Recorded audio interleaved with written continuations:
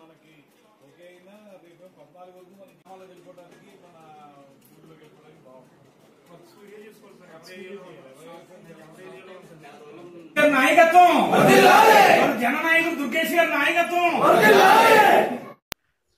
తూర్పుగోదావరి జిల్లా రాజమండ్రి రూరల్ కాన్స్టిట్యున్సీకి కందుల దుర్గేష్ గారిని అభ్యర్థిగా ప్రకటించిన సందర్భంలో వారికి మా రూరల్ కాన్స్టిట్యున్సీ తరఫున, మా కడియం మండలం కడియప్లంక తరఫున మాజీ సర్పంచ్ పుల్లా రామారావు గారు నేను ప్రత్యేక కృతజ్ఞతలు తెలియజేసుకుంటున్నాను.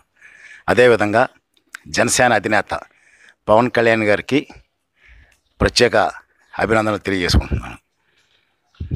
మరి ఈరోజు ఈ గంట నుంచి చూసుకుంటే దుర్గేష్ గారి అభిమానులు అయితేనేమో, పవన్ కళ్యాణ్ గారి అభిమానులు అయితేనేమో, జన సైనికులు అయితేనేమో, ప్రజలైతేనేమో ఈ రూరల్ కాన్స్టిట్యున్సీలో, రాయమండ్రి రూరల్ కాన్స్టిట్యున్సీలో అందరూ కూడా ప్రత్యేక అభినందనలు దుర్గేష్ గారికి తెలియజేసుకుంటున్నారు.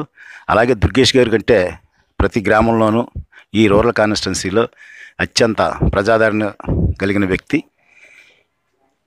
ప్రజలందరూ కూడా చాలా ఆనందం వ్యక్తపరుస్తూ ఉన్నారు.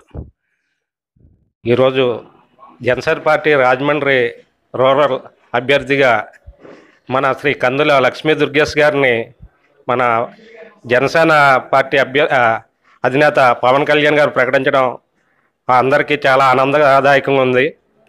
ఎందుకంటే నిస్వార్థంగా ఆయన ఎమ్మెల్సీగా ఉండగా ఈ నియోజకవర్గంలో ఎన్నో సేవా కార్యక్రమాలు చేయడం జరిగింది. అందరికీ అందుబాటులో ఉంటూ మచ్చలేని నాయకుడిగా, నిస్వార్థ ప్రజానాయకుడిగా ఆయన ప్రతి సమస్యకు నేను ముందున్నానంటే వచ్చి ఆయన ఎంతో నేర్పుతో ఆయన సమస్యలు పరిష్కరించడం జరిగింది.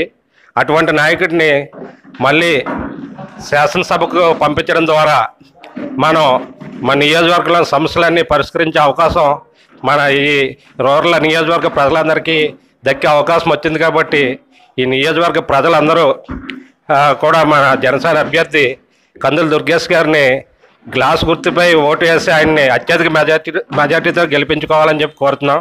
అలాగే దీనికోసం జన సైనికులందరూ నేటి నుంచే కష్టపడి పనిచేస్తారని చెప్పి మనస్ఫూర్తిగా కోరుతూ ఈ అవకాశాన్ని ఇచ్చిన పవన్ కళ్యాణ్ గారికి మరొకసారి ధన్యవాదాలు తెలుపుకుంటూ సెలవు తీసుకుంటున్నాం.